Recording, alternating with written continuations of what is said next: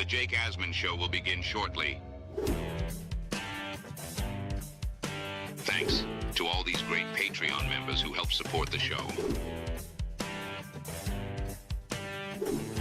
Get your super chats ready. Jake will be here in just a moment. If you love the New York Jets, this is the place to be.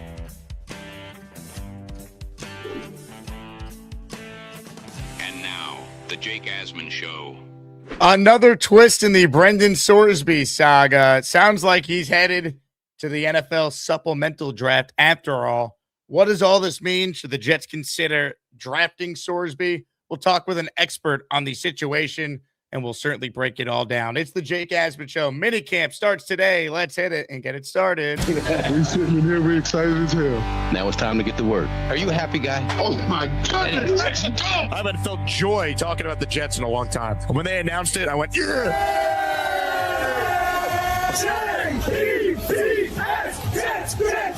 Let's go! A new chapter for the Jets has started. Aaron Glenn and Darren Muji are tasked with shaping the future of this franchise. Will they be the ones to finally get it right? We will be here for every step of the journey on the Jake Asman Show, breaking down all the storylines, every game, and everything in between. Please subscribe and hit the like button below. Super chats, baby. Cut the line. The Jake Asman Show starts right now. Here we go, Jet fans and Knick fans. Welcome in, everybody. It is indeed the Jake Asman Show presented by PrizePicks. Before we get started, reminder, join the Patreon. It gives you access to the Discord. Later this week, we're going to start to get a head count on anyone interested in joining us for our annual Asmaniac group buy, October 25th, Jets Dolphins at MetLife. We will get a head count. Your ticket will include access to go on the MetLife field after the game. We'll have a tailgate before the game. So it's first come, first serve. We reserved about 70 spots. So if you want to join us, make sure you join the Patreon and get in the Discord. It's patreon.com/Jake Asman Show. With that, we say hello to a good friend of mine. He is a Texas Tech alum. He is a Heisman Trophy voter, and he covers all things NFL, Houston Texans, and, of course, the college level as well. He's the perfect guy to have on to talk about this Brendan Sorsby situation. It's my old radio co-host, Cody Stoots, who joins us now. Cody, last time you were on the show, you were telling us about the greatness of David Bailey. And, well, David Bailey better be good. Otherwise, we blame you. Your thoughts? That's totally fair. I thought that Bailey was really good. I liked him more than Arvell Reese, and I still think he's going to be better than Arvell Reese. So I feel like the Jets made a sound and good decision, and so I totally will take credit if he's not good. We'll get more into Bailey a little bit later, but obviously this Brendan Sorsby thing is wild. I texted you about it right away. I'm going to play you a clip from Field Yates, ESPN's NFL draft analyst, reacting to the news of Sorsby actually planning to apply for the supplemental draft. We will react right after you hear from Field. Wow. Huge news involving Brendan Sorsby, who now it looks like will be in the 2026 supplemental NFL draft. Make no mistake about it. Each NFL team is going to have a different evaluation of how much this gambling scandal that has led to all of this impacts the outlook for Brendan Sorsby. It's a part of his football character. From a talent standpoint, make no mistake about it. If Brendan Sorsby played well in 2026, he was going to go in the first round of 2027. This guy's legit. He had a chance to go maybe in the top 10 picks if things broke really right during his time at Texas Tech. This guy's got good size, very good athlete, a sick runner, 18 rushing touchdowns over the past 2 seasons. He is a gamer. He's got serious moxie. His second reaction skills are all legit. This guy's got the goods to play in the NFL. I thought last year the accuracy waxed and waned too much, but he's got starting quarterback upside in the NFL. Which teams might be interested? Hard not to think about a team like the New York Jets. Still looking for a long-term answer. Plenty of draft capital right now. Geno Smith going to be the starter with Kate Klubnik behind him. Beyond that, could a team like the Cleveland Browns also still looking for a long-term answer? They have additional draft capital to work with as well after the Myles Garrett trade. And then, of course, finally, the Arizona Cardinals, a team that kind of on the periphery here. Not sure they would make a ton of sense because of the Carson Beck selection, but Beck drafted at the top of the 3rd round, not enough to fully stamp him as the guy that they are going to build around going forward. I think Sorsby is going to end up being taken in the second round of the supplemental draft. Of course, teams are making these picks without knowing exactly where they are going to fall in the order the following year. And worth noting, you can only use your own picks in the supplemental draft. So a team like the New York Jets that's got multiple picks, for example, in the first round, could only use their own first-round pick in the supplemental NFL draft. I think Sorsby ends up in the second round, but a fascinating next few weeks is on tap for a player with tons of talent. All right, Cody. So what is the latest that you've heard being much closer to the situation than any of us? Like, again, if he is in the supplemental draft, like how big are some of the character concerns with this player? Just your general thoughts on where we're at right now with the Sorsby situation. Yeah, he's entering the supplemental draft because it feels like he got cold feet that his legal ruling that was going to let him play would hold up. And there's just so many different ways you can challenge things. And there was a overwhelming groundswell against a player who bet on college football games and bet on a team that he was on playing again. The Big 12 came out against it. You've seen various other conferences and schools come out against it. So I feel like Brendan Sorsby got cold feet, and he ultimately decided, I'm out of here. I also feel like there's a chance that the Texas Tech football team would decide ultimately, if he did stick around, to just not play him and just to not sacrifice everything that they've done. So that's why he's in the supplemental draft. Then there becomes the various levels of it to the NFL. Look, the NFL's punished a guy who had a college football suspension on his resume who got drafted in the supplemental draft. Happened to Terrell Pryor.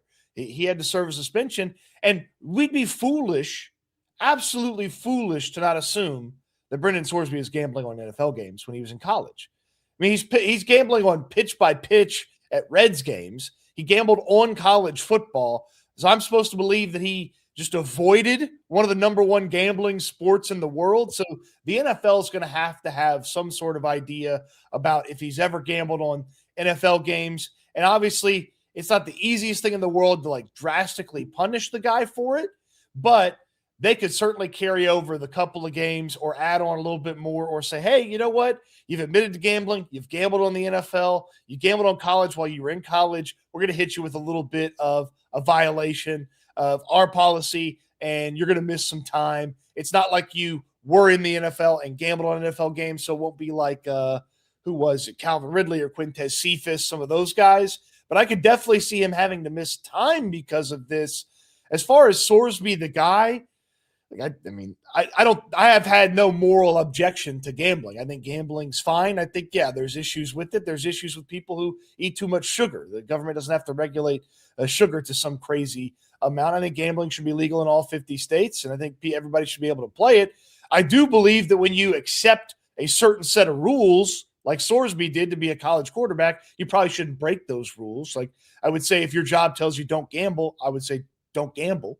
So I don't think there's any sort of big moral thing. Yeah, did he make a few too many bets for people's liking? Sure. My biggest issue was he agreed to a set of rules and then broke those rules and then tried to use some cockamamie health thing and say, yeah, no, it was bad for my mental health that I wasn't gambling. Oh, okay, buddy, come on, try again. As far as the football goes, look, what Field Yates said, there's some truth to it. Like, he is a gamer. He does come off as tough as nails when you watch him on the football field. I ended up weirdly watching a lot of Cincinnati football last year. And then, of course, went back and looked a little bit more when I thought he's going to be the quarterback for Texas Tech. So, yeah, he does come off as sort of a pretty tough guy. I don't think there's too many off-the-field concerns for Brendan Sorsby. It's just, can he always handle the additional scrutiny that's coming his way?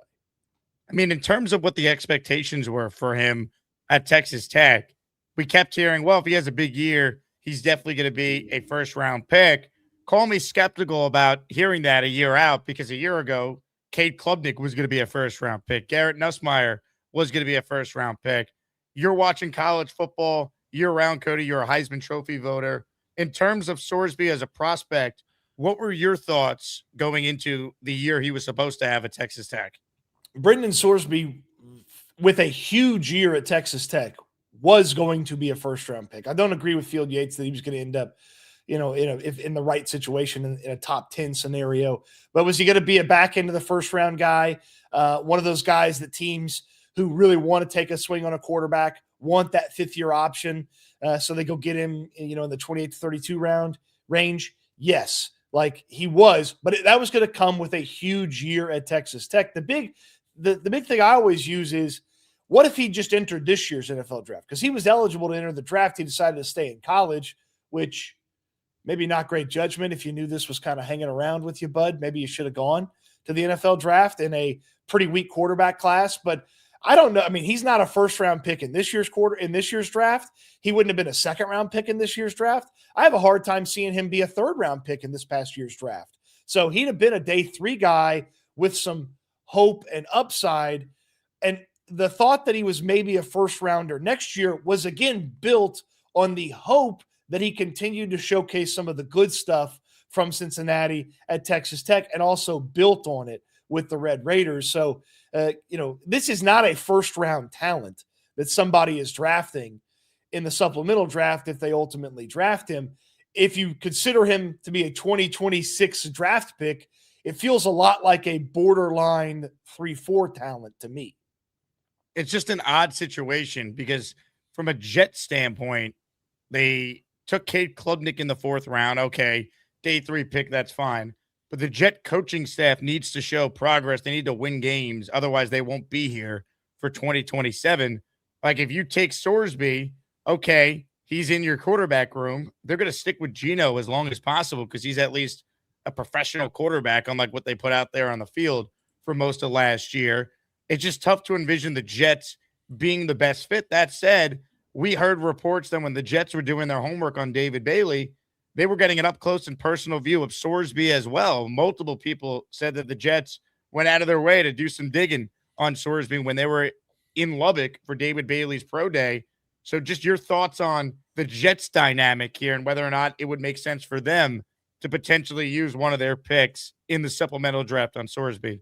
It's really good scouting to go ahead and kind of get some of that homework started and create a baseline for you. And a lot of NFL teams care a whole lot more about the year before the guys come out of college than most of us think about. A lot of us think about, hey, whatever their most recent year in college was, that's a huge element of the evaluation, and it is, and it feels to me like the most important. But teams put a lot more value in that previous year. So it's great scouting for the Jets to set the baseline. But my thought was they're setting the baseline for the hopes that they have a good report for 2027, not because they were super interested in having the guy just show up in 2026. And your point's the biggest one. Brendan Sorsby can't help you win a bunch of football games in 2026. Like, this is not some prodigy that's coming in and can take over midseason and steward you to a bunch of victories at the NFL level. If you're taking Brendan Sorsby, it's a multi-year commitment with the hope that he showcases something in 2026 and then maybe solidifies himself as your quarterback in 27 and beyond. That's the big thing with Sorsby, is you do it that way with him. He's not helping you win football games in 2026. And as you put it, the Jets got to do, from a coaching staff perspective, as much winning as they can in 2026 to keep their jobs, to take those swings at 2027's quarterback class. How do you view the quarterback class in 2027? Obviously, again, when it comes to college football, if I ever have a question, Cody's always one of my go-tos. He's watching it year-round. He's got a Heisman vote, so he has to be watching all the schools with the big-time players for that. Your thoughts on this quarterback class that, again, a year ago we hyped up saying 2026 could be historic. There's classic tweets of Orlovsky and Todd McShay's way too early mock draft that had Garrett Nussmeier going in the top 5 and, Lenora Sellers and so many of these guys. And then at the end of the day, it's Fernando Mendoza who comes out of nowhere, and he's the only true consensus first-round guy. Do you think the 27 QB class will truly be a lot better than what we saw this past year? I really do. It's going to be highlighted by Arch Manning and Dante Moore for a lot of people. But this year, to me, I think there's probably going to end up being 20, 25 guys when the college football season starts where you're kind of just, they're on the radar. And obviously a lot of those guys are going to fall off the radar. Like, I don't I don't want to tell you there's going to be, 20 draftable quarterbacks next year. But I think you start the year with like 25 names. And as the year goes on, you kind of go, all right, no thanks. Okay, no thanks. You start crossing those guys off. But you absolutely have the, like the legacy, the name, the finally showed everything that he's supposed to be in Arch Manning. You have the guy that went back to make it look better in Dante Moore. And then you have a huge opportunity for what I call the Baker Mayfield, Kyler Murray theory to get executed. Guys who are off the radar, guys who are not considered first-round picks or top picks, and they go have a huge year, and they find themselves right there in the conversation. Because, Mayfield had started to build a profile, but then Mayfield went out there and was amazing his final year in college, and he found himself as the top pick. Same with Kyler Murray. It'd been, and then boom, he's amazing, and then all of a sudden he's the top pick. There's a ton of names to pay attention to. It's Baskin Robbins. There's going to be a lot of different flavors and types of quarterbacks that you can go out there and get. And I'm pretty excited to watch this 2027 quarterback class. And it's also, if the Jets end up winning a few more games than you think at the top of the draft, it's good that there could be quarterbacks because you might see a better player at another position get pushed down because of the desire for these quarterbacks too. Obviously, I think there's probably a hope that a QB marriage happens for the Jets with those 2027 picks. But I like this class a lot. And I'm starting the year with about 25 names, and I'll start crossing them off with extreme prejudice as the season goes on. In addition to covering college football, you cover the Houston Texans up close. Texans playing a division with the Indianapolis Colts. The Jets own the Colts' first-round pick. What's your outlook on the Colts? Because there's a lot of Jet fans hoping that the Colts can play as poorly as they played in the second half last year once Daniel Jones went down. The Colts, I feel like the Colts stink. They don't have a ton of juice right now to me. There's a chance that they end up being the worst team in the AFC South, which that may be a 5-win team. That may be a 6-win team. I don't love their defense. They've got a pretty decent defensive line, but everything behind that's got a bunch of question marks. I know they do have Sauce Gardner, but I don't like the other corner that they have in Ward. He's hurt a bunch. I don't like their safety situation. Their linebacker situation is a total changeover from what they had. And I don't love this offense. They still got a decent offensive line. They still got Jonathan Taylor, so that gives them a nice baseline. But Daniel Jones is coming back from a serious set of leg injuries. They spent $1 gazillion on Alec Pierce. He's already hurt and missing a ton of time and going to miss time into training camp. It feels like he just duped them into a lot of money. And this is an organization that's thinking they're a lot closer than they actually are by evidence of the trade that they made for Sauce Gardner. The Colts stink. Actually, I put the Colts down as a team that should be interested in Brendan Sorsby in the supplemental draft and use one of those mid-round picks. Hell, they've already jettisoned a first-round pick. Well, what's a mid-round first-round picks for a corner? What's a mid-round pick for a potential quarterback? But yeah, I don't like the Colts this season.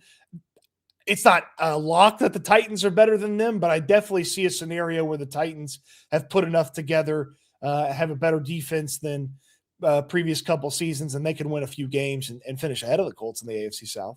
What's fascinating to me about the Colts, Cody, their backup quarterback right now is either Anthony Richardson, Riley Leonard, or Easton Stick. Those are the other three quarterbacks behind Daniel Jones. We know Phillip Rivers came out of retirement because they had no faith in the guys that they had last year, and it's still the same guys. Are you surprised the Colts have not added a legit backup behind Daniel Jones? They like Riley Leonard, and it's probably a little too much from their evaluation standpoint. And he had a pretty good game against the Houston Texans at the end of the year last year. And, it wasn't a game that the Texans had to have. It would have been nice if they did. And so it wasn't like your full strength locked in Houston Texans. So I think they have a lot more belief in Daniel Jones than I do, especially with the injury that he's coming off of. And it seems like they like Leonard maybe a little bit more than some people. But if Riley Leonard had to play 8 games, you would not win a lot of those games. It's not like he gives you a great chance at it. They've put all their eggs in the Daniel Jones basket. It's a foolish basket to have put their eggs in. And again, I think this is a team that should be thinking Sorsby in the supplemental draft. It's going to be fascinating to see where Sorsby ends up for sure. You mentioned the Titans before. That's the Jets' week 1 opponent. We're doing a big as maniac meetup down in Nashville. So again, for those of you interested, click the links in the description for all the details on our Nashville takeover. The big thing, of course, being to reserve your spot at our free Barstool Nashville event from 4 to 7 the day before the game.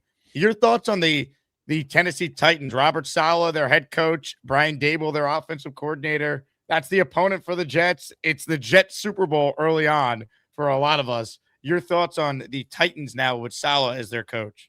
They don't feel that dangerous as a week 1 or early season opponent, just because it's going to take some time.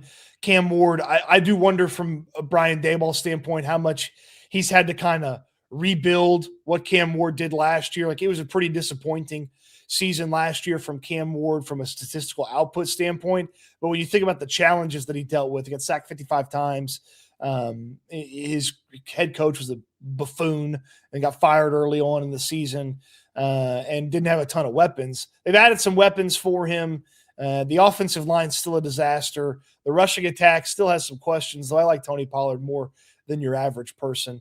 They're going to be a team that's going to have to rely on their defense, keeping games close, and Cam Ward just to make enough plays in that category to make it happen. I like that front seven. I think that's one of the better defensive lines that you're going to run into over the course of the season, with Jeffrey Simmons in the middle, John Franklin Myers. They obviously added Jermaine Johnson. Keldrick Falk was one of my favorite draft picks in this upcoming draft for a team at the back end of the first round. Of course, they traded up to go and get him. So I think that they're going to be a defensive line and kind of front seven forward team. So as long as your offensive line's taking care of business, you should have a pretty good shot early on against the Titans, because I don't think they can block for Cam Ward right now. They're going to have to prove that. And yeah, they added some weapons for him at wide receiver and Carnell Tate and Wan'Dale Robinson. It's going to take time for that to get worked into the season. So they're a more dangerous opponent as the season goes on, not to the start of the season. Today's Jake Asman Show is presented by PrizePicks. Use promo code HMA, and if you put $5 in, you can get $50 instantly in lineups. For those just tuning in, Cody Stoots is a proud Texas Tech alum. We had him on the show leading up to the draft, where he said the Jets should take David Bailey over Arvell Reese. So here's David Bailey's future sack number on PrizePicks. Cody Stoots, would you go more or less on 6.5 sacks in year one for David Bailey? Well, he's definitely getting the first one, week one against the Titans. That's a terrible offensive line. So there's one. I'd probably go more on this. This is, and the Jets too, like the way that I would think are going to end up playing defense. He doesn't have to go and just like dominate his guy and go take care of it. He can get some of those cleanups. I'd probably go more on 6.5 sacks. I like David Bailey enough to say, hey, 7 sacks in the rookie season, absolutely doable. What is success in year one for David Bailey? What does he have to do for Jet fans to feel like, all right, we got a real player here with the number 2 pick? Is the last number 2 pick this franchise selected is currently the 3rd string quarterback of the New Orleans Saints. Yeah, that's where it ended up, huh? I think for Bailey, you want consistency. You want him to just be a presence for every game this season. Obviously, everybody wants their guy to stay healthy. That goes without saying. But you want him to be consistent and be a guy that has to get accounted for stretches of games every year. The sack numbers can be deceiving, but you want his ability to showcase consistent pressure. You don't try to crush a rookie for the sack numbers, but if they end up nice, that certainly helps. And then you'd love to see him be able to stay on the field in all downs a little bit more. That I know that was a big concern is, hey, how's he going to handle pure rushing situations at the NFL level where the other team is going to run the football? You'd love to see him stay on the field for a few more of those than you'd expect and just build a nice baseline. Like the excellence should show up down the road as he gets comfortable, but build a nice baseline. I think that success is consistency week in, week out for Bailey with a flash here and there. Like when you face a bad offensive line, week 1, Tennessee, go out there and make some plays. Go out there and flash some things. Hey, surprise a really good tackle on the schedule at some point with a rough day to where, that guy's sitting there that week, like, rookie really gave it to me. Like, I think that's the big thing for me. I don't think you are going to see some massive number pop in the first year for Bailey, but put in a nice base layer that he's constantly building on year to year, and you're on your way. You don't want some flash in the pan success. You want the long-term success. So you're definitely qualified to speak to this because the team you cover up close, the Houston Texans, they took Will Anderson Jr. with the 3rd overall pick. Bailey, of course, the number 2 pick. Will Anderson had a really good rookie season. He was the defensive rookie of the year. Only had 7 total sacks, though, but clearly was impactful. So what did you see from Will Anderson that maybe the box score doesn't necessarily show? Yeah, the big thing for Will Anderson was the consistency. Constant pressure was a factor each week. Will missed a little bit of time his rookie year. So, again, playing a full season is a big thing for Bailey. The big thing for Anderson that some people were skeptical on, but once you saw him, it made sense that he was going to be good at it, was Anderson stopped the run really well as a rookie and continues to stop the run really well. Just a complete defensive end. So that would be the thing that really jumped off the page. Yes, the sack numbers and some of the constant pressure was there. And he was close on turning a lot of pressures into sacks. That was a big thing for Anderson too. And that'll be a thing for Bailey is as you'll learn at the NFL level how to convert these close pressures into sacks. And that's what Anderson did over the next couple of seasons that really kind of helped elevate him. But he was also really good against the run. And again, that's one of the big questions about Bailey is how consistent is he going to be against the run game? And if he showcases that early on, that's a great sign for the Jets. How hot is it in Houston, Texas? And is this summer going to be just brutal? The summer's going to be awful. I mean, it's going to be well over 100 for large stretches. Thankfully, it's raining a little bit, so it's not crush you hot just yet. But yeah, you got your Gustbuster umbrella? I do. I have multiple. Yeah, it's going to be crush you hot in July and August, and that's fine. That's what you sign up for in Houston. It never gets really that cold, but it's certainly going to get super hot in the summer. So I have a great story I haven't told you. So our old co-host on the Wheelhouse, so Cody and I used to do a show together on ESPN Houston. Our other co-host, Brad Kellner, he lives in Austin now. And Austin to San Antonio is about an hour and change away. So BK sends me a text after the Knicks won Game 4 over the Spurs in the NBA Finals and goes, hey, if you need my apartment, I'm leaving for the weekend. It's yours if you want to come down for the game. I'm going to Mexico. So he went to Mexico on vacation with his girlfriend. So I was this close to pulling the trigger if I didn't have to be a groomsman in a wedding over the weekend in Boston. I was this close to headed back to Texas to watch the Knicks win a championship. Man, I think I'd have reassessed that friendship, to be honest with you. You know him, Alex Lebowitz. Oh, wow. Yeah, no, you should have definitely gone to the game. He would have understood. Isn't he a lawyer now? So you could have had your lawyer hat on the friendship contract and said, yeah, no, I have a Knicks championship out. I got to go. See ya. Had to do it. Cody, you were the man. I appreciate you hopping on. Any food takes that you have on the way out? You're my trusted go-to when it comes to anything on food. I think Burger King's back. Really? It fell off for a little while. I think Burger King's back. So I think that's been a big development.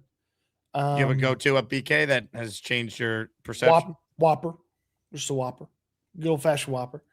I think they've elevated their game. They've got back into the hunt here a little bit.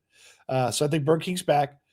See, you don't have these. I was going to tell you about them, but you don't have them up where you are. But if any of your listeners can get themselves to an HEB and can send them to you, HEB's got Caesar salad dressing chips, and they're delicious. Wow. They're delicious. So maybe I can send you a bag. Please do. I will sample it on the show. You'll enjoy them.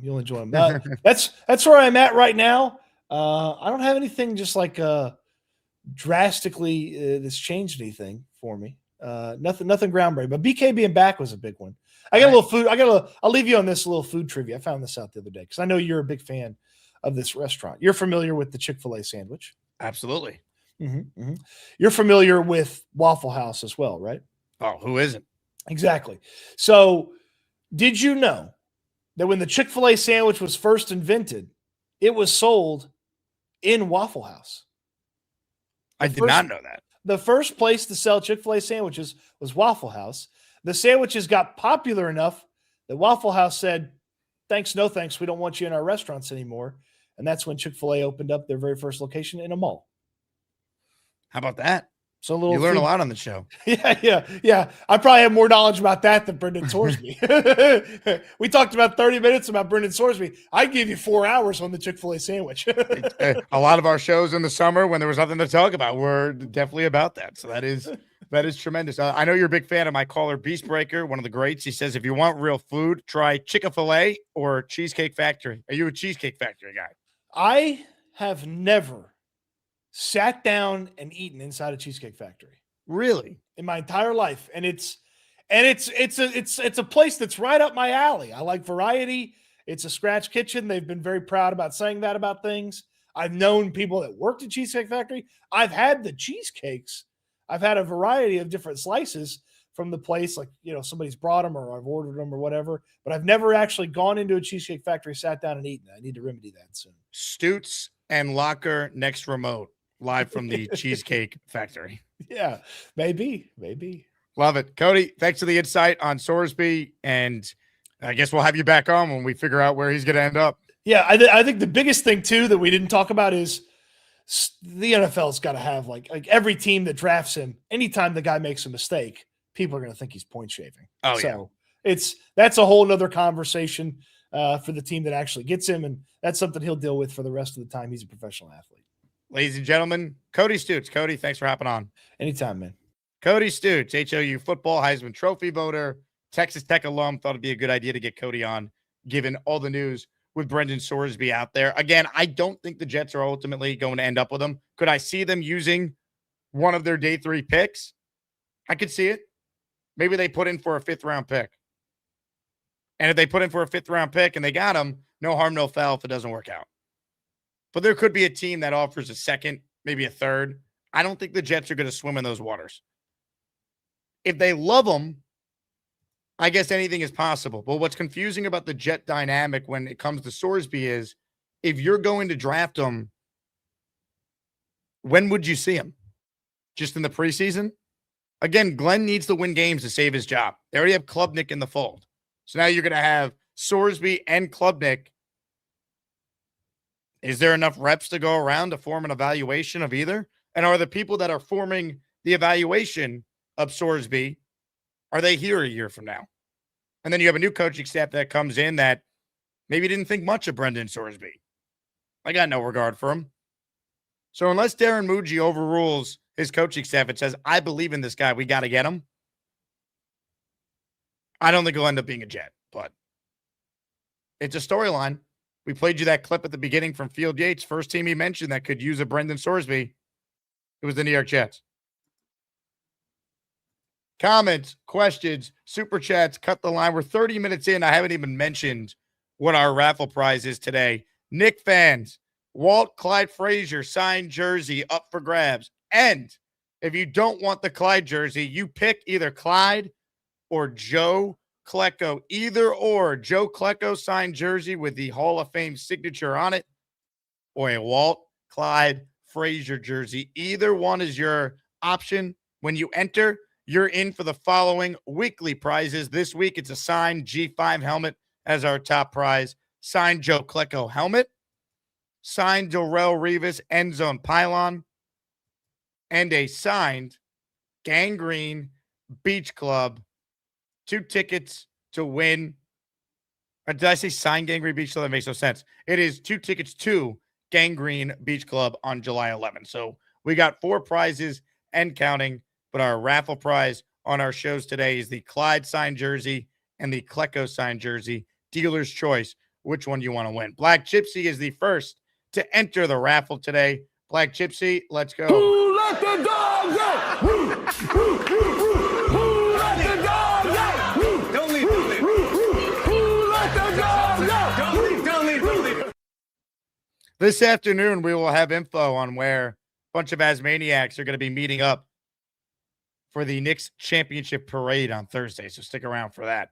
Ladies and gentlemen, Colin Wolford is the first to enter the raffle today. He is in for 5. Let's go. Say go New York, go New York, go! Go New York, go New York, go! Ladies and gentlemen, how about another 5? Mike Doramo in the house. He is in the raffle for 5 entries. Let's go. Who let the dogs out? Who let the dogs out? Who? We got some dogs on this team, baby. If you hear your name called, you're a channel member from either Colin or Mike. AZ Warrior, Berryville, Fine Divine, Os 3492, Nick 7112, Victor Weminyama is a dirtbag, Benz 2873, suspicious person TW3FG, Amadi Near 49, James Bond 007, Israelis Forever 45, all receiving a gifted membership from either Colin or from Mike. Super chat from Kashmir Black, who says, what do you think about Becton coming back as a guard? I don't think that's going to happen.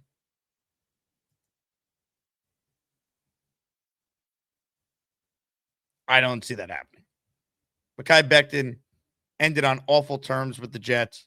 I know it's a new regime. I don't see that happening. I don't want him. The only good season he had was when he had a Hall of Fame offensive line coach coaching him and a stacked O-line around him.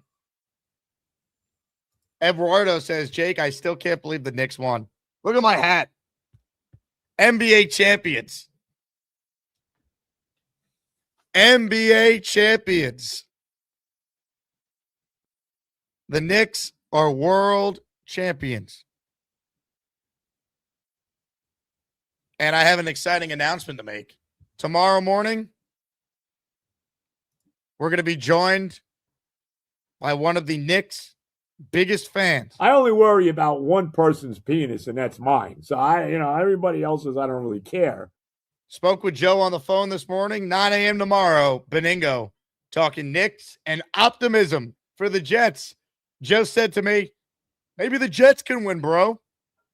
We'll talk about that tomorrow with Joe Beningo. All right, we're going to get to your calls on the Gusbuster hotline. Reminder, this show is always available on Apple Podcast or Spotify. So if you can't watch it on YouTube, you can listen on either platform. Just search Jake Asman Show. Spread the word to all the Jet fans in your life that the place to tune in is live on YouTube or on Apple or Spotify. All right, here we go to your calls. Humble Rise, start us off on the Gusbuster hotline. Hello, Humble. You're on mute, Humble. Unmute your mic. I just took my headphone out. I don't know if it's going to work. Can you hear me? Oh, we hear you. Good job. Oh, nice. I just think that Brendan Sorsby would be a huge distraction for us. I think we've had a great offseason. We've been able to cultivate good vibes, and I think it would destroy our vibes in and around our team. And just like, what was your guest's name? I've never seen him before. Cody Stoots. Cody Stoots.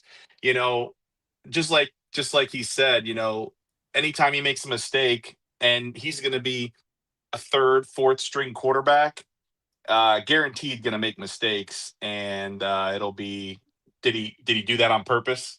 I don't know. I think it's a huge distraction for us. We've had too good of an off season, and I think Mooj is too smart for that. What if he really likes him, though? I doubt it. I mean, here's the thing. You have to judge the character of the guy before you could take him. That's why we talked about this on our Jets Collective podcast a few weeks back. I would want to know that if he's going to be in the supplemental draft and I'm interested,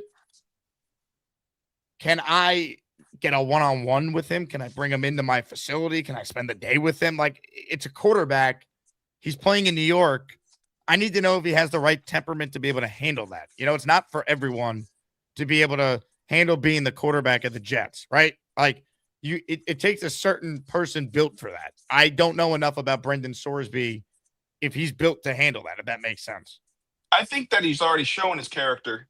His character's been shown. It's out for the world to see. And people make mistakes. And again, he's not going to be the first college athlete to get caught gambling. This is a widespread scandal that is going to I'm telling you, he's not going to be the last collegiate athlete to be involved in something like this. You're right. You're right. I think everyone deserves a second chance. But not with the Jets. He can get a second chance somewhere else. That's how I feel about it. I'd rather let that distraction go somewhere else. Let someone else give him an opportunity to create a new legacy for himself and rebuild his name. Personally, fair. I don't think they're going to be taking him because, again, I think they're going to give Klubnik a chance to be the backup. Yeah, and I think there's a lot of love around Klubnik. I think a lot of the fans like Klubnik.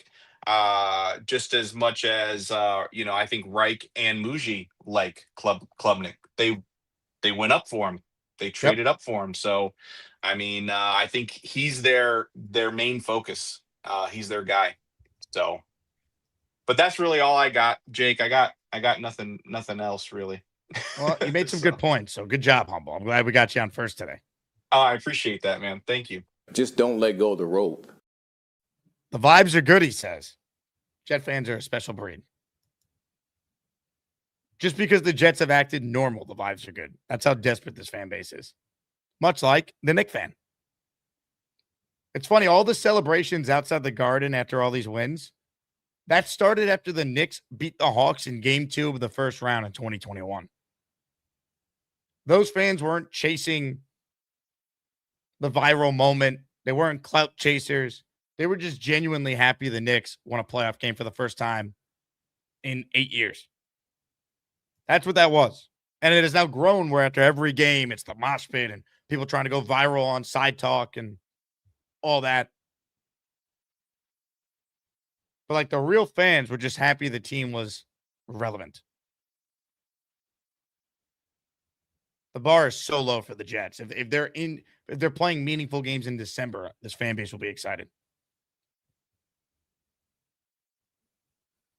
Mini camp starts today.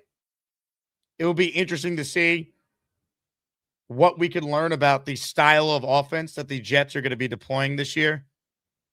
They'll have an open practice today, an open practice tomorrow, and Thursday. However, we've seen teams in the past cancel that last day. So we'll see if Glenn does that. But we'll get at least 2 days this week of the Jets on the field, rookies and vets. It's mandatory to be there. And we'll see how the Jets look, how some of the rookies look in particular. We know Kenyon Sadiq won't be there, but other players will. Yesterday, I thought the Jets did something really smart by extending Joe Tippmann. I think when you look at Joe Tippmann and what he brings to the table, he is a solid offensive lineman. I don't think he's ever going to be one of the best in the league at his position, but he's versatile, he's durable, he's a good leader, and he's made of the right stuff. That's who you want to keep. 4-year deal, $62 million extension. The first 2 years of it are essentially the guaranteed portions of the deal. So you look at the Jets, their offense is now entirely locked up besides Geno for multiple years. This year and next year for every key starter. A lot of the players that we're counting on are either on their rookie deals still, like an Armand Membu or Olu Fashanu, or have been extended and will be a part of this for the next several years, like Garrett Wilson and Breece Hall. The Jets have laid a foundation where if they get competent quarterback play this year, they should be an improved team. Can't be any worse. If they don't have their long-term answer with Geno, they're drafting a quarterback in the first round, and they're putting themselves in a spot where you actually have an infrastructure for that quarterback to step into and not be terrible.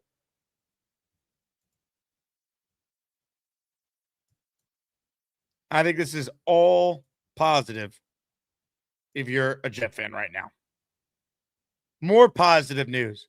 The Jets signed 4th-round defensive tackle Darrell Jackson. So the Jets draft class is all officially signed. Zach Rosenblatt just reported that the deal is done. So think about what Darren Muji has done. Darren Muji has gotten all the Jets draft picks signed before minicamp. When was the last time that happened? Remember Joe Douglas would take forever? There'd be a bunch of nonsense about offset language and just unnecessary.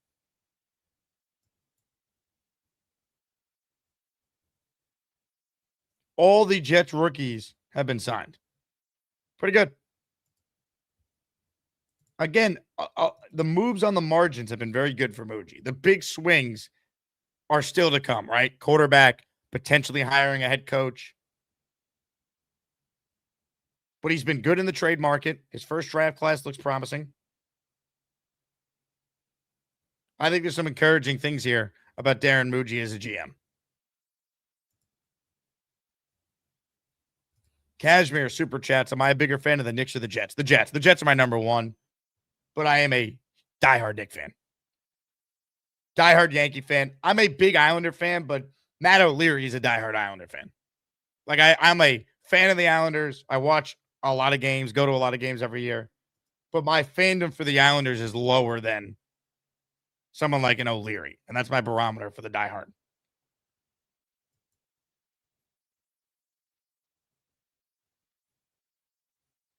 Yo Holmes says the Tippmann deal is fantastic. All upfront money, essentially $31 million total, then will be restructured for cap reasons 3 to 4 years down the road.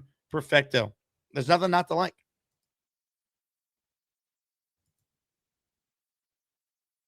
Nothing not to like. I think there's a bit of confusion on how the supplemental draft actually works. Ari Mirov put out a video kind of breaking it down. So we'll play some of it and then react. And right now, there is no one on hold. If you want in on the show, now is certainly the time. Click the link that is pinned, the Gusbuster Umbrella hotline, and we will put you on the show. Talking Jets, talking Knicks, talking Sorsby. Here's more on Sorsby from Ari Mirov. And one of the paths for Brendan Sorsby here is to declare for the NFL supplemental draft.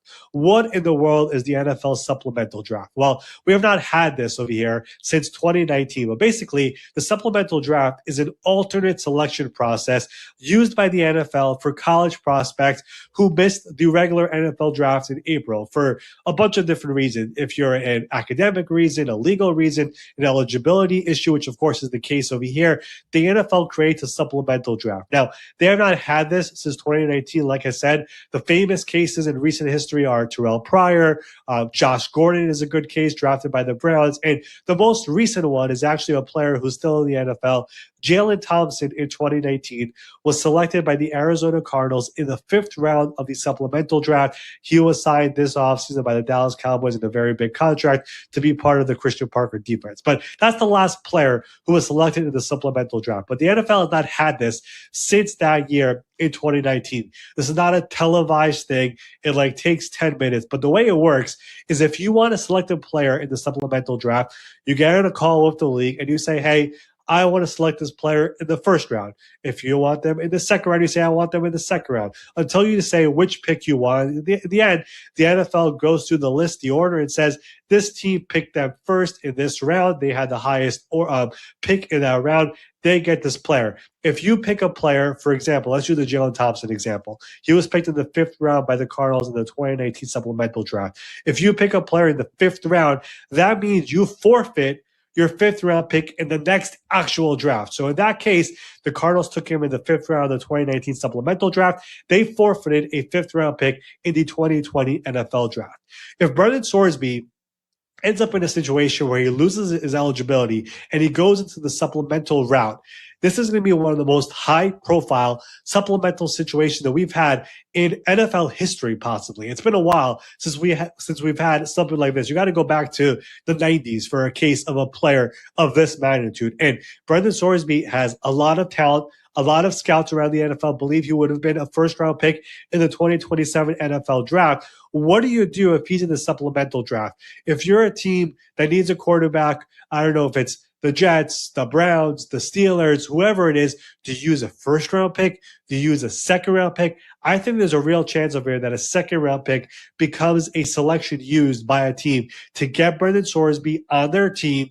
In June, he joins their team, and all of a sudden now you have a quarterback who's supposed to be a first-round pick in 2027, and all you gave up was a second-round pick in 2027 to get that player.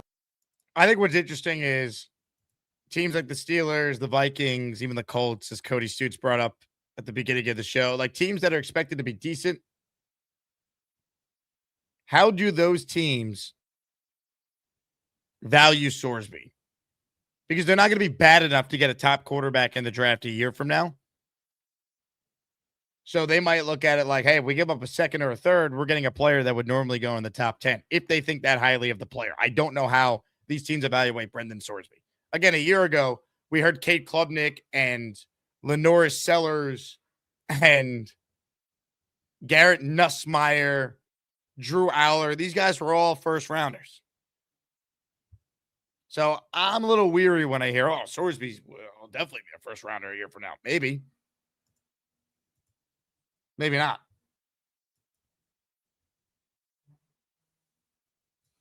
User says, I'm looking for them to draft the center next year. I think they will. You can't fill every need in one offseason. I could see them taking a center next year.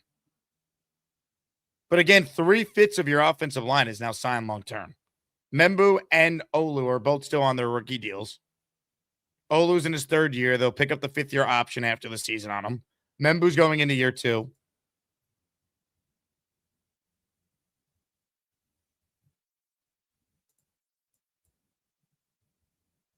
Everything is put into place.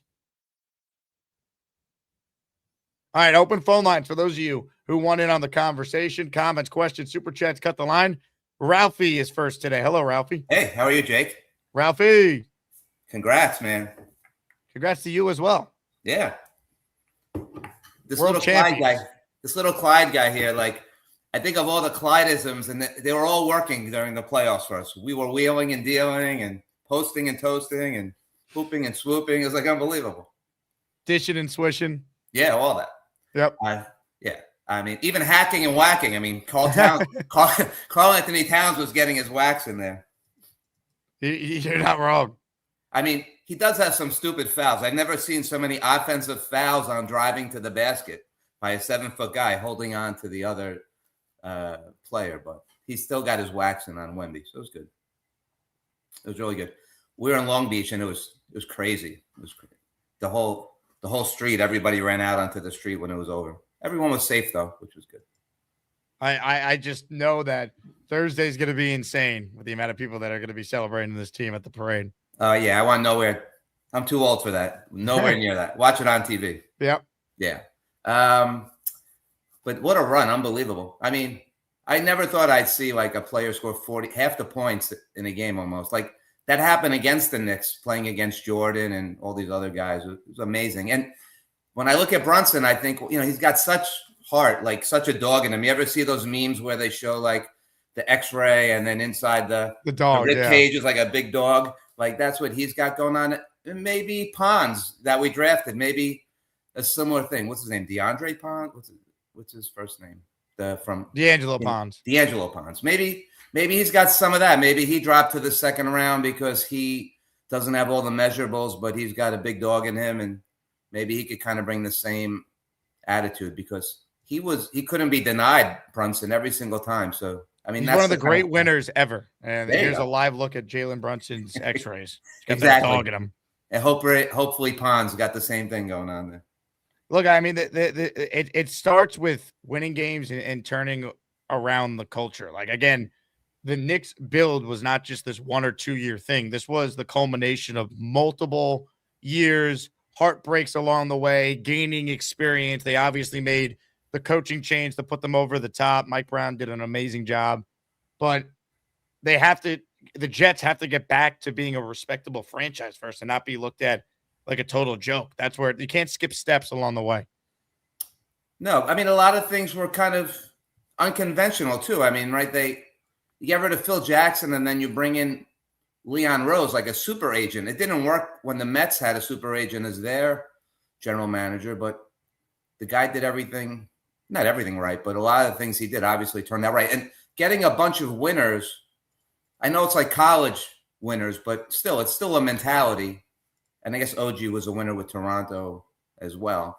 And maybe getting these Indiana guys and having like a lot of SEC guys is a good path for our team. I will say the Joe Tippmann signing is excellent from my point of view. Not only is he like a homegrown guy, you got to spend the money in the cap anyway. Might as well keep it on a guy that's a good starter. But I had an opportunity to meet the family during Tampa when we had the Asmaniacs in Tampa. I was staying at the Jets hotel, not the Jake Asman hotel, and so I did run into a lot of people in that Marriott. And Joe Tippmann had his whole family there, and I got to talking to them, and I said, "Well, what do you think about the guard switch from center?" And they were like, "He doesn't care at all. He just wants to be on the field. He wants to win. He loves being a Jet." The family is from Wisconsin. I think he played there. I think they're from there. And their family drove in boats from Wisconsin down the Mississippi River to get to Tampa. It took them a week and a half to come so that they can all have this meetup there. They were all into it. They love the Jets. That's a real good signing. Maybe he's one of these guys that is just an anchor, and then you keep building around maybe more flashy people. And maybe he's the kind of guy that takes less also to have a good team because he's got that kind of team mentality. I'll tell you what, the bottom line is this. Their offensive line is now set up, regardless who the quarterback is, to give that guy a chance. The O-line cannot be used as an excuse when you have now locked up a guard/center on a second contract and invested 2 top 15 picks, one of them in the top 7, one in the top 11, 2 top 11 picks in bookend tackles. That should be enough to have a competent offensive line if your quarterback understands protections and what he needs to do to get the ball out. I mean, if they get a great center, we have draft picks, we could trade for one down the road. I mean, that I think would be the anchor to everything. But yeah, I mean, I think you have 3 real good pieces. You get a good center. You can have then just an average guy as your 4th guy. You could have tremendous protection for your quarterback. I mean, obviously, you know that. You give people time in the NFL, that's going to lead to points. The whole thing is when you're on defense, you don't want to give time to the quarterback. When you're on offense, you do want to give time. So, yeah, that's a good way. In leaving you, I think I'm going to say, I think I'm sort of the Jose Alvarado of Asmaniacs. You know what I'm saying? Come off the bench, run around like a maniac for 8 minutes or so, get in the big people's faces. So I think that's going to be my role from now on. I like it. Ralphie, yeah. Have a good one. You're a world champion. Don't forget it. Who let the dogs out? Who let the dogs out? Don't leave. Who let the dogs out? Don't leave. Some of the clips from the Knicks on Fallon last night were hilarious. It doesn't feel real. And this is what winning in New York looks like. Mike Brown at the Polo Bar last night got a standing ovation when he walked in. These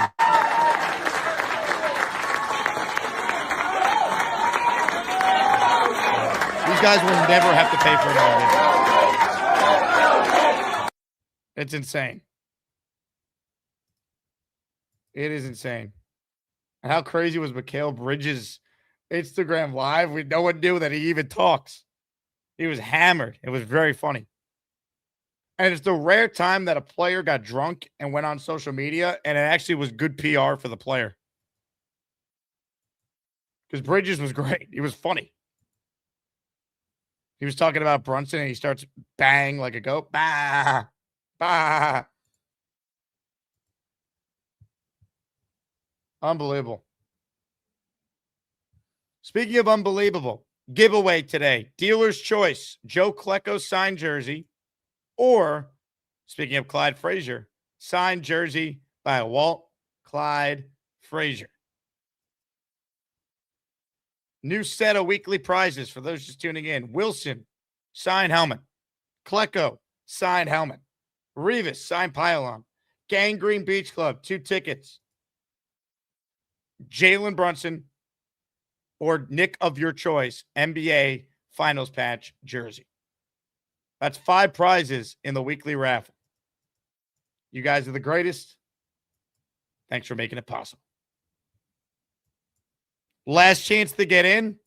If you want in on the conversation, let's say hello to the only man that is currently on hold. Ouch! Hey, hit my teeth. Oh, well. Howdy, stranger. Hello, Beast. Yeah, I see you're growing in that bartender's beard. Just a standard beard. Well, I generally call it the bartender beard, especially in the cowboy movies when a bartender looks to the cowboy and goes, "Whoa, be stranger, can I have a ice water?" Ice? Water? You want water? You go dunk your head in the horse trough. We round here, we pour whiskey. That's typical cowboys. And normally I'm not a cowboy. I'll never be a cowboy. You won't never see me in cowboy boots and a cowboy hat and going like, yeah. Like, no, thank you. Pass. I'd rather ride the carriage than ride it because then. B, sometimes I don't know what the hell you're talking about. Ladies and gentlemen, John J. Williams has entered the Asmaniac raffle. He sent me a Zelle to asmanjake@gmail.com. Purchased 2 raffle tickets. Ralphie Rocks just purchased 5 raffle tickets. He paid it forward, 5 to the best community in all of sports. Yeah, we are the champions. Me and my friends from New York, we love the Knicks. Ralphie's memberships went to Mr. Rikshawn, Andrew Crate, Anjadoro 58, the BLK God, Haskell 420, all getting a membership there from Ralphie, who had a great call. Michael Greco is in the raffle for 1. He gifted 1 membership. Nice job there, Michael. Good job. Last chance to get in on the show. Let's say hello to the son of Jason in Jerusalem. Hello, sir. How you doing, Jake? Fantastic. The Knicks are world champions. Sure are. One day it's going to be the Jets. If the Knicks can win, Somehow. so can the Jets. Yeah, somehow I am still hopeful. This weekend kind of showed us how it pays off. But, Joe Tippmann got extended. Very happy about that. And I wanted to ask you, how much do you actually believe in Geno? Because the Jets believe in him so much more than I can possibly imagine. Do they believe in him, or was he just the best of their options and they're trying to support their guy? They could have gotten Malik Willis at the time. Couldn't they? The thing with that is I don't think they were going to be able to win that face-off against the Dolphins. Because think about it. He signed with a GM who was in the front office in Green Bay, and he signed with a head coach who was the DC and went up against Malik Willis in practice every day in Green Bay. I think the Jets would have had to grossly overpay more than what Miami did. And I think they just went through this with Justin Fields. So I don't think Malik Willis was truly an option for the Jets. I don't know about that because, the Dolphins have nobody to offer. They just got rid of Jalen Waddle beforehand. And, they have HN, but their new head coach might not even use him as much. He's got no receivers. How appealing could that be to a QB? Again, money talks. And we'll see just how good Willis is. Maybe they think Geno's better than him. We don't know. It's a very small sample size, whereas Geno Smith is a season removed from, winning 10 games with the Seahawks, right? Like he's thrown for 4,000 yards 2 of the last 4 years. So they might think Geno's just a better fit for what Frank Reich wants. I guess we'll see. Let's hope that Geno could be competent and kind of raise their floor and properly evaluate his coaching staff. All right. Peace out. Great call. Ladies and gentlemen, Aaron Glenn is at the podium right now as Jet Minicamp is getting underway today. So let's listen in live right now to the head coach of the NYJ. So this is how this week will look when it comes to injuries. We're pretty clean for the most part. The only person that won't be out there today will be Cade. The thing, and that was my decision. All right. I don't think it's a reason to rush him out there. Obviously, he had the back spasms last week, and I will see him practicing more towards the end of this week. All right. So, again, precautionary. Don't need to force it right now. But again, he'll be with us at the end of the week. When it comes to this week, how you guys will see practice be operating, for the most part, this will be walkthrough. And today we'll be emphasizing the red zone. The competitive part will be in the 7-on-7. And then we'll have a 2-minute situation. That'll be a good 2-minute situation for all our guys to go through. Tomorrow will be the same cadence, but it'll be more the 7-on-7, be more third down emphasis in that aspect. And then on Thursday, it'll be more move the ball. So it'll be more game-like when it comes to Thursday. Other than that, I know you guys know that we signed Tippmann, which was outstanding for us to get that done. What that does is stabilize the offensive line, builds continuity, something that I've always talked about when it comes to D-line and O-line, make sure you can do that. So we feel really good about that, something that we've been working on for a while. And congratulations to him, too, getting that contract because he deserved it. Other than that, look forward to ending this week off the right way. Our guys have done a really good job. They've been focused. They've been detailed. We understand exactly how OTAs is as far as the physical part, but the mental part and the movement skills is something that I've been focused on, and making sure that the execution of what we're trying to do, offense, defense, and special teams was on point. So I think that's been pretty good for us. So other than that, any questions? What did Tippmann show you last year? Do you think that this time last year he was competing with Josh? Yeah. At the center spot. You had just come in. So what did you learn about him through the course last year? Character, first and foremost, of a guy that was competing at the center spot. And that's something that we've done with a number of guys is try to create competition.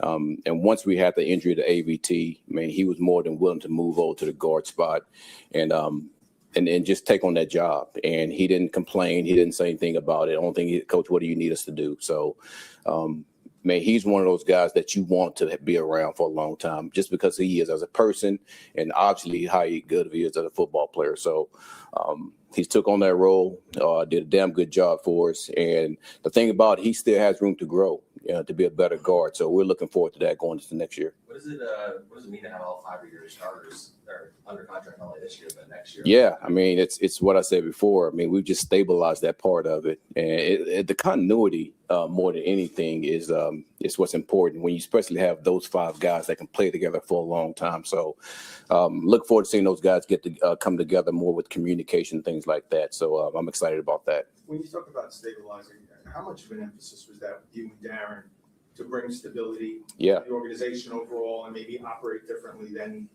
previously? Yeah, I think that's one of the things that that you want to do as a coach and GM is start to talk about how do we stabilize the team in general and those important parts of the team that you want to make sure that you build those up and make those a strong point of what you're trying to do. It's something that we really focused on this off season. And actually did a pretty good job of getting that done. I'm just talking from the D-line and the O-line perspective. So it's something I believe in. It's something that I think is a foundation to every winning football teams to make sure both O-line and D-line is stabilized. It's something that we got to continue to look at. What about Parham? Yep.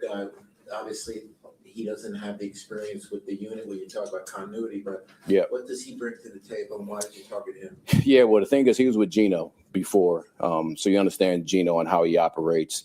But he was also a good player that we just want to bring in the fold. And once you bring a new player inside, man, it's important that he understands how those other 4 guys operate, and he's done that.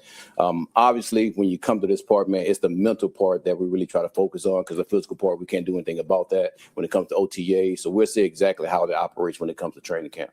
Speaking of Gino, what has he done this spring to make an impression on you? Everything that I spoke about before, his leadership, his command of the offense, and I would say more than just the leadership on offense, just how he operates in the locker room.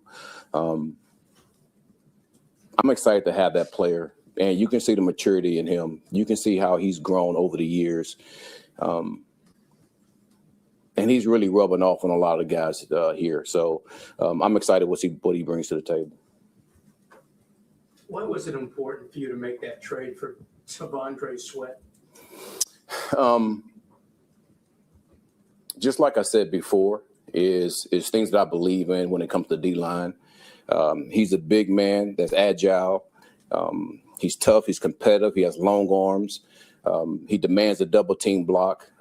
The things that I believe in when it comes to D-line and how we play our D-line. So anytime you can go around and you can get somebody of that magnitude that actually fits exactly what you're doing, you think about how you can't put that player on your team. And it just happened that, we were able to make the swap, with those two guys. So, again, looking forward to seeing him grow, especially with the pad zones. We can say exactly how he could dominate inside. Is he similar to anyone you've seen over the years or remind you of anything? He does. Obviously, the other guy here, Jenkins, big guy that he kind of reminds a lot of people of. But there's a number of big guys that I could just think off the top of my head Ferguson. He's another. Hold on 1 second. Does Aaron Glenn watch the Jets Collective? There is no way he just randomly brought up Chris Jenkins after we talked about this on the podcast the other day. There is no chance he just pulled that out of thin air. Glenn was not with the Jets when Chris Jenkins played in 2008 for the team.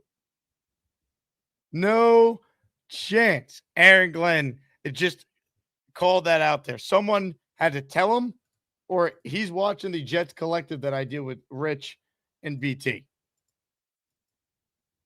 You guys tell me if you think Aaron Glenn watches our show. This was the clip that got posted this morning on the Collective Twitter account from our segment the other day. Look is, getting into games last year. No one had that on their bingo card when the Jets signed him as a UDFA a year ago. Oh, hold on. I grabbed the wrong. No, we did not, but you're absolutely right. I mean, if Tim... Hold on 1 second. Let me grab this. We'll get to the rest of Glenn's presser in a second, but there is no way he just pulled that on his own. I will text Samini and be like, did you tell Glenn that, or does he listen? Texas, he was up to 400 when he was playing in college. So he has had some weight issues. Like I said, the Jets seem comfortable with where he is now. Somebody asked Armand Membu yesterday what they thought of Sweat, and he kind of smiled, and all he said was, big ass dude. And Membu was 335. So if he's 335 and he's calling him a big ass dude, that tells you what the players think, just how big this guy is. Hey, look, he's your starting nose tackle. The Jets are really high on him. I know when he's healthy and motivated, he's a disruptor. He can move. He's got agility. I kind of have maybe BT, maybe you guys, I don't know if this is a little before Jake's time, maybe not. Chris Jenkins, body-wise, remind Chris Jenkins, I looked it up this morning, he's 6'4", 360. Again, 360, very conservative for Chris Jenkins. I think he was more than that. But Chris Jenkins was a terrific player when he was healthy. He was good. 08 Chris Jenkins. 2008 Chris Jenkins was incredible. And then he unfortunately gets hurt in 09. We never really got to see him with Rex and those teams. People forget, but if you watch and I do this because I'm a crazy sick Jet fan. Every year I rewatch the 2010 Hard Knocks, especially when I found out I was doing a weekly show with Tannenbaum so I could, bring up funny things from that HBO doc on the Jets, of course. And he's so heavily involved in that documentary. I mean, he was like one of the leaders of the defense. So he is in almost every episode playing a role. And then he gets hurt, I think, in week 1. And we never saw him again. But there's no chance Aaron Glenn just pulled Chris Jenkins out of his ass. He watches our show. Confirmed. At least that's what I'm running with. Anyway, here's the rest of the presser. Like a guy that I played with who was definitely dominant, in the middle of your defense. So anytime you can build your defense to where the middle of your defense is just stacked. And when I say that, you got Sweat, you got DeMario, and then you got a safety, Minka. When the middle of your defense is sound, that's a good point to have. You talk about stability on the O-line and the D-line, but you signed Garrett to an extension last summer. Then this offseason, you signed Brees to an extension and now Tippmann. What kind of message does that send about the direction that this franchise is going in? We want to keep our players. We want to keep the guys that's homegrown. And we like good players too, so listen, I don't know exactly what happened when it comes to that as far as signing players before me, but I just know this is something that me and Mooch talked about in great length. to make sure that, listen, we reward the guys that want to be Jets. We reward the guys that act like Jets. Because that helps you turn your franchise around. And listen, we're doing everything we can to make sure that happens. We have a ways to go. We understand that. But we understand there's a process about going to do things, and we try to make sure that we follow that process. Where is the group taking the most strides since the beginning of phase 1 until now? Yeah, that's a hard question to answer because you're not in pads. And you just don't win jobs when it comes to the OTAs. But I would say this, the mental part of what we're doing, I think our guys have done a really good job of that. And when I say that, I'm talking about schematically of understanding exactly what we're trying to do on offense, understand exactly what we're trying to do on defense. I thought special teams, the guys had a really good understanding of that already. And the thing is, we're steady building on that. So the mental part is where I want to make sure we made a huge jump because we know it was new. And our guys did a good job of that. AG, Brendan Sorsby at Texas Tech declared yesterday that he's going to apply for the supplemental draft. Yep. If the NFL does approve that, would you guys have interest in exploring that? I'm focused on the guys that we have here now. And that's something that I'm sure me and Mooj will talk about. But listen, I got, the quarterbacks here that we're focused on right now. Just one follow-up on it. Apart from the evaluation of him as a quarterback, the off-the-field stuff, the gambling issues, would that disqualify him in your eyes? I have no idea what that is, to be honest with you. I heard about it. I see it on TV, but I don't want to respond to that because I have no idea of the inner workings of that. That's the right answer. It's not fair to that player for me to do that. That's a good answer. How about the Knicks, coach? The Knicks? Yeah. Go Knicks. Go Knicks. I'll tell you what, that was beautiful. Here's the thing that I thought was so beautiful about the way that it operated. And I don't know it for sure, but I think those guys were down in a number of games that they've played.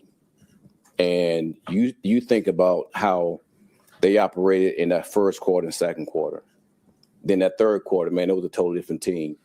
And you hear me, you probably heard me say this word before, but competitive stamina. And that is something that those men showed throughout that whole series. And that's a real thing.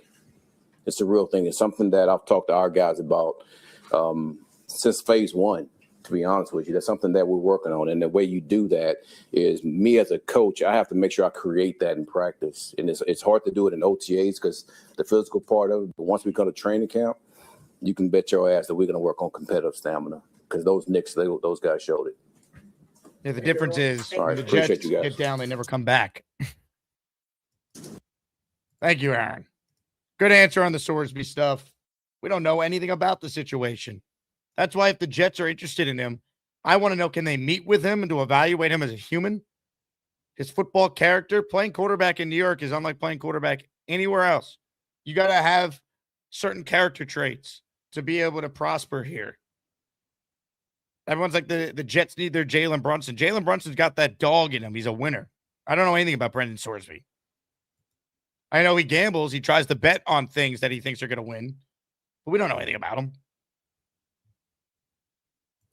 If you tuned in late, here are the takeaways from Glenn. Cade Klubnik not practicing today. Glenn said it's precautionary. He had back spasms last week. I don't know. Anytime I hear about a kid who's in his early 20s dealing with a back injury, I don't like it. Glenn says he'll be out there possibly by the end of the week. Let's see if he actually is. Jets will be working on red zone today and 2-minute situations. Tomorrow, that will be Wednesday's practice, will be third down emphasis, and Thursday will be game-like a move the ball session. And again, Glenn declines to comment on the Sorsby interest, saying he's focused on the players and the team. And when asked about the gambling issue, he says he doesn't know enough about it to comment, which is the right answer.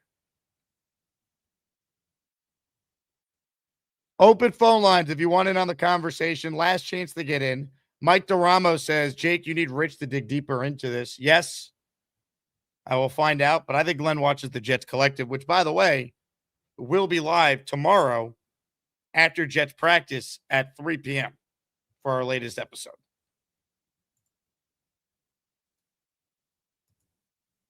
Giveaway on the show today, if you tuned in late, is a great one. Walt Clyde Frazier signed jersey or Joe Klecko signed jersey.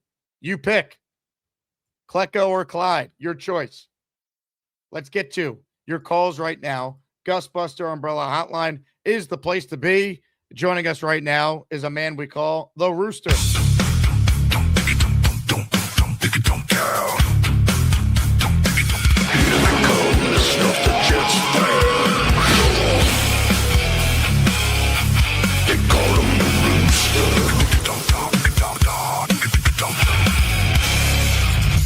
What's up, Jake? Good morning. Good morning, Rooster.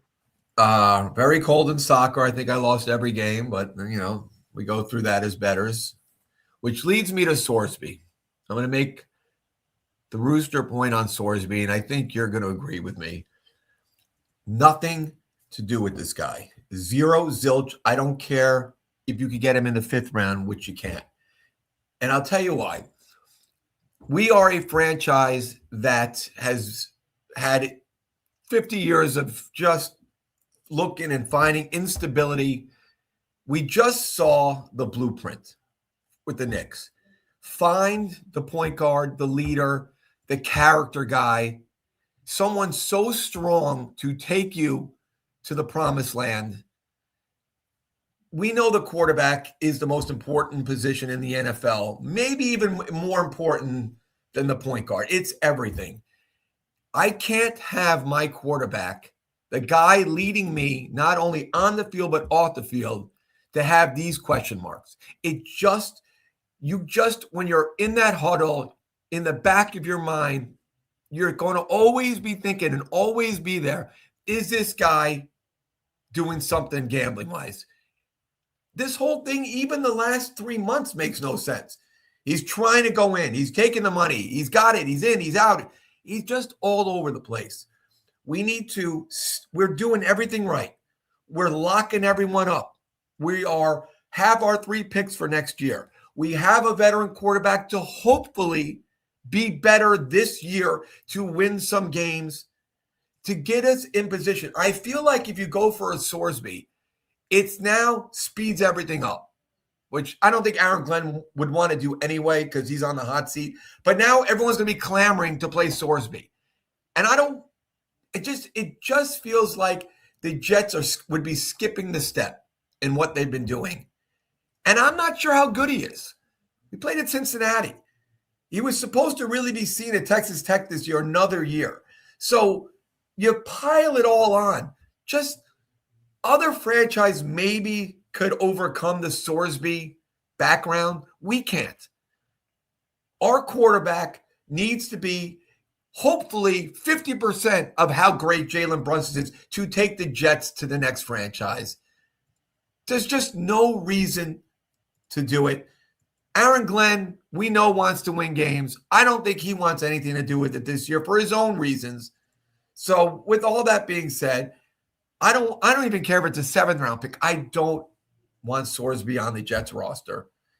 And that's just my opinion. Jake, thoughts? Well, here's how I would answer that. I don't think he's going to be on the Jet roster.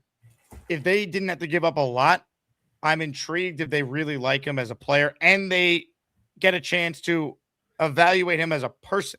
People make mistakes. He went to rehab. He's not going to be the first college athlete that has a gambling problem with how widespread legal gambling is. Correct. And the fact that these guys are making a lot of money now in college. So young guys like sports. You bet with your friends. Like, people did this my whole life. It just wasn't always legal. So exactly. So like, I'm not going to say he can't work out. I just don't know enough about him as a dude where I'm like, yep, let's put him in New York. I need to know more. But is it even worth it? I mean, just because if he's great, it will be. And if the Jets don't take him and he's great for someone else, we're going to say, how did you not at least try? I don't want to blanketly say I'm out on him until I have more of an understanding on what happened. Is he going to be suspended by the league? If you use a pick on him, what would it actually cost to get him? Can you meet with him one-on-one before you have to take him? Like, can he have a pro day where he can meet with teams like the regular NFL draft? Like, also, he's going to get – I just think there's just with – we're finally kind of, which is crazy for the Jets, kind of – what's the word I'm looking for? Kind of not stress-free, but not – there's nothing crazy going on. It's everything is signed. Talent is coming in. We're all pretty excited. We know what's in front of us next year. I just don't want to muddle it for a guy we're not sure how good he is. And again, Jake, your hat, the shirt, and Brunson. I know probably it's wrong because I want Brunson to be a Brunson-like savior on the Jets, which I think we need at the quarterback. And character to me with Brunson is just as like I just want to kill Bart Scott. I went to get a nice coffee today, and I got 5 minutes of him. And I wish I could just. I mean, like Bart, you're one of my favorite Jet players of all time. What are you doing? We said it. You still don't get it. You still don't get it with Brunson. You're just missing the point. Like, what was the argument today? Jay Williams too about winning. I thought Alan Hahn was terrific on Get Up this morning about winning back to back and this. What are we talking about? Or if he doesn't win, we're trying to justify. Jalen Brunson is everything. And I really believe the Jets need that type of guy. And whatever Sorsby does, I think it's always going to be in the background. It's hard for me to jump in on that and take the risk. Especially with the quarterback class next year, which is deep as it is. So I don't know. That's just my opinion. I don't think they're going to get him because I think a team might put a first-round pick on him. Maybe like a Steelers or a friend, that would shock me, but anything's possible. Or a second-round pick. You don't think a second-round pick he goes for? He could go for a 2. That's the highest I see it. Like, I don't know. I just think all of a sudden Sorsby comes in. What happens? When do you start Sorsby? Everything changes.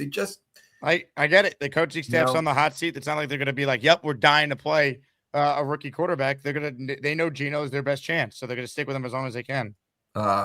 Yeah, I mean, it's just, but even like what's he said the last few months? I mean, why, I didn't even hear why now is he going back to the NFL? He just realized, sit down with Texas Tech, it's not worth it. I'm going to get, like the whole his legal team must have not have been confident that they would be able to, like the NCAA was appealing it. Right. Yeah, like they probably were like, we can't guarantee he's definitely going to be eligible, and he'd missed the deadline for the supplemental draft, so he'd be out of football for an entire year. Then what?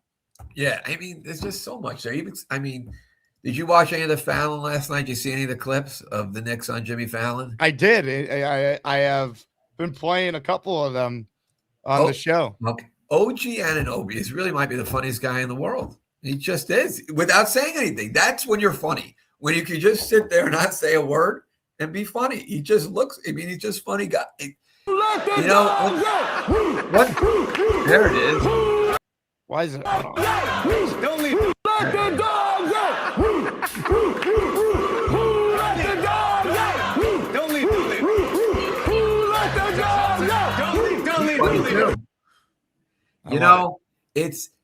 It's true. You always, when you win, it's the greatest room, the greatest roster. Everyone loves each other. But you really feel it with this group. And I know it's probably cliche, and everyone from New York's like, it's just, and again, it all starts with number 11. I just can't believe how perfect this guy is and how overlooked in high school, overlooked in college, overlooked by the Mavericks, overlooked by the New York media when we got him, we overpaid. Overlooked to the very end, the first 2 games, he's not going to be able to score against Castle. It's just unbelievable what he did. And, for the first time, I feel we're that quarterback, and I know it's hard to find it, but if we could find that quarterback, I think Muji's starting to really build it. Stress-free signings of guys, but get that leader. Get that A-plus guy who's just perfect. That's what it's going to take for us, Jake. And I don't know if it's Brandon Sorsby. You got the best show on the air. You're a diehard Nick Yankee Jets. You're like me 25 years ago, but you speak better. I love you. Let's go, Jets. The Rooster.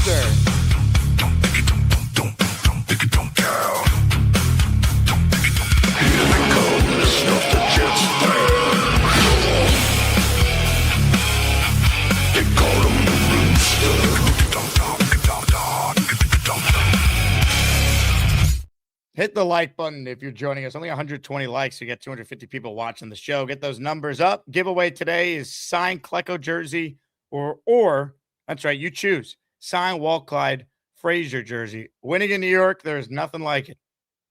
And this Knicks team will be beloved forever. They will be referenced forever when we talk about the all-time teams in New York and just the beloved teams, right?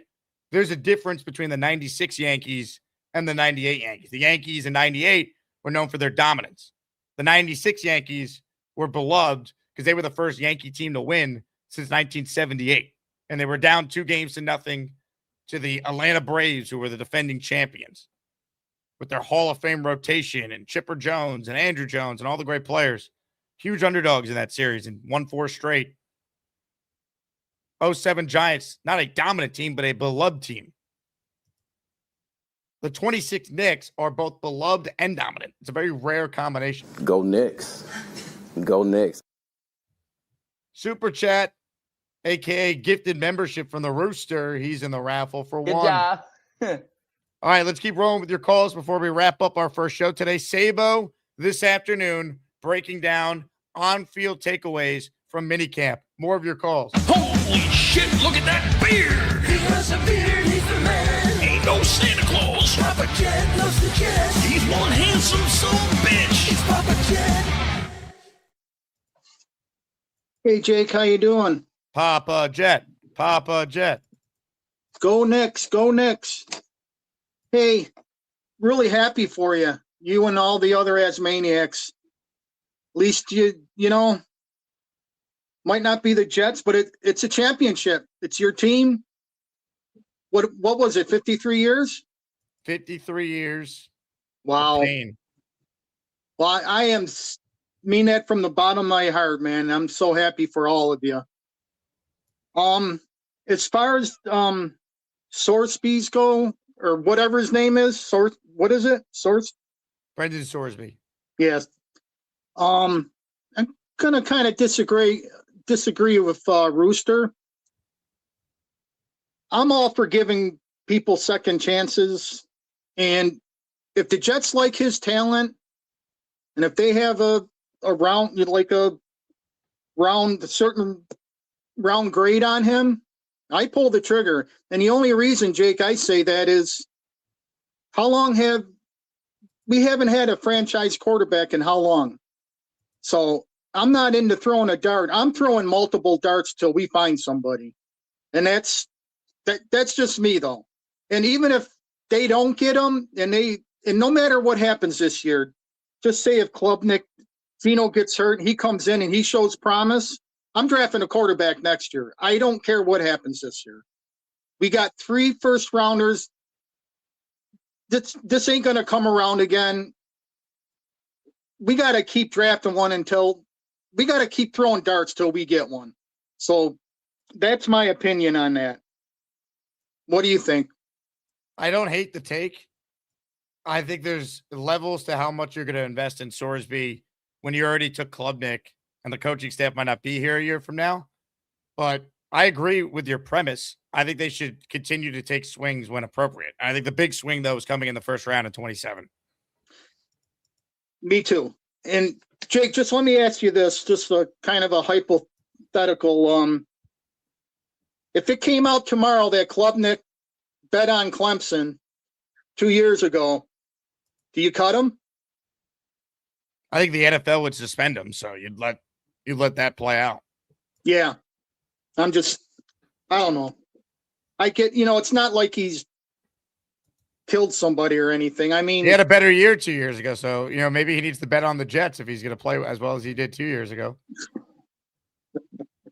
I was just going to say, if we get him, he knows not to bet on the Jets. I don't know, unless he has faith in himself. But that's all I got, Jake. Again, real happy for you guys. Oh, and you got Klecko on today? I mean, the draft or the raffle? That's the daily prize. Yep. It's either Klecko or Clyde. I know if you win, Papa, you're going Klecko. Yeah, I am. So I'll be putting in as soon as I get off here. I'm going to do my part. You do your Papa, part. You're the man. Okay. Go Knicks. Go Knicks. Knicks prize or Jet prize today? Dealer's choice. 57 years since the Jets last won. It was 53 for the Knicks. Now the Jets stand all alone without anyone near them. Nets have never won. Islanders 43, Mets 40, Rangers 32, Yankees 17, Giants 14. The team that is the next closest to ending the drought has to be the Yankees right now. AL is down. Even with Judge injured, he'll be back late August. Dodgers are still going to be the favorites, but it's hard to win 3 straight. Look how close to Toronto came to beating them. Yankees are the best chance to end this drought on the screen there.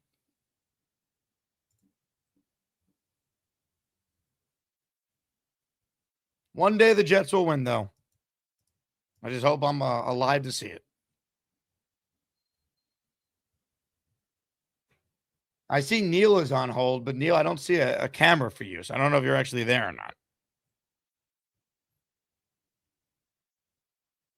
But I'll try it anyway, because I like to live life on the edge, because you never know what's going to happen on the show. Sometimes you just got to go for it. These goddamn exploding cigars. I gotta go, Jake. I'll call back later. Shit. Neil. And he's not there. Back to your calls we go. There's a man on the line named Beast. We can't hear you.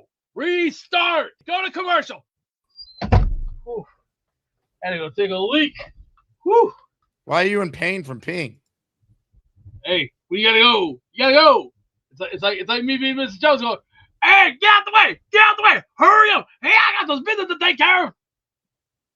We're gonna be just fine. We're gonna relax.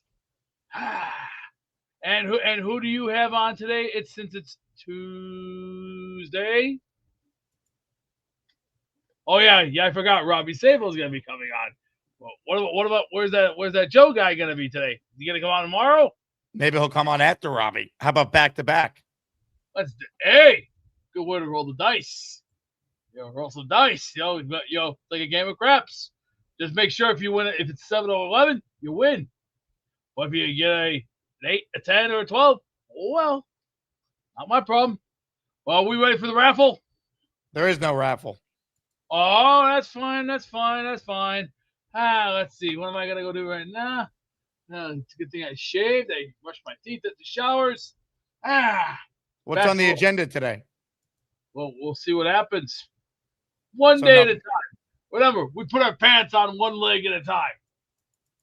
That's the only way I like doing it. And that's the slow things of life. You get up, you go to work, you eat 3 good meals, take one good shit, go back to bed.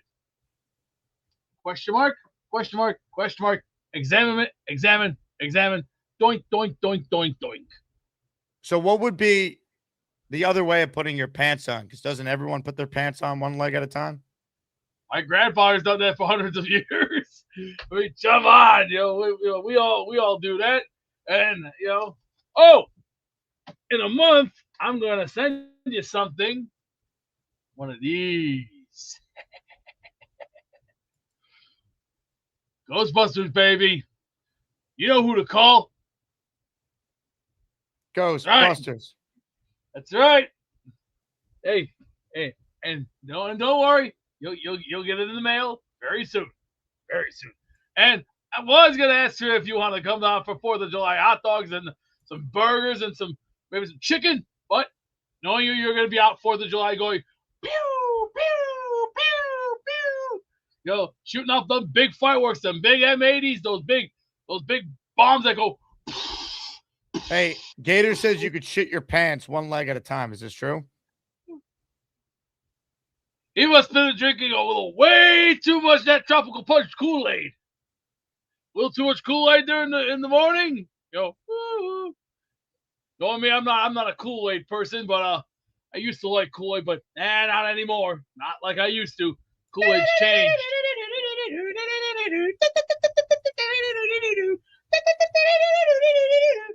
Neil, try and call in this afternoon because I see you keep joining and then your camera's disconnected. So either download the StreamYard app or figure out how to call in from your computer, put your phone on Do Not Disturb. Any of those things might help you have a better call. Last super chat here from the big fella says Beast was stringing the cheese when the Knicks won.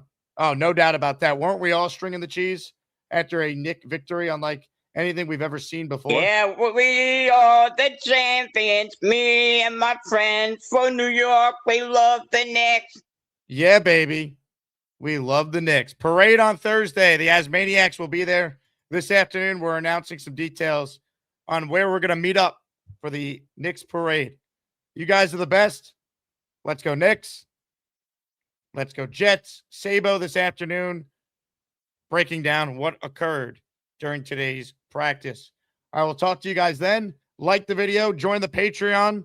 If you haven't, highly recommend you get in there. We will talk to you soon. Beningo at 9 a.m. tomorrow. Be ready for that. Hit it, Mike Brown. Who let the dogs out? Who let the dogs out? Who? We got some dogs on this team, baby. Oh, hi. Jake wants me to ask you to click on the like button. That's right, Lane. And if they don't subscribe to the Jake Asman Show, this team may never win another game. Let's go, Jets.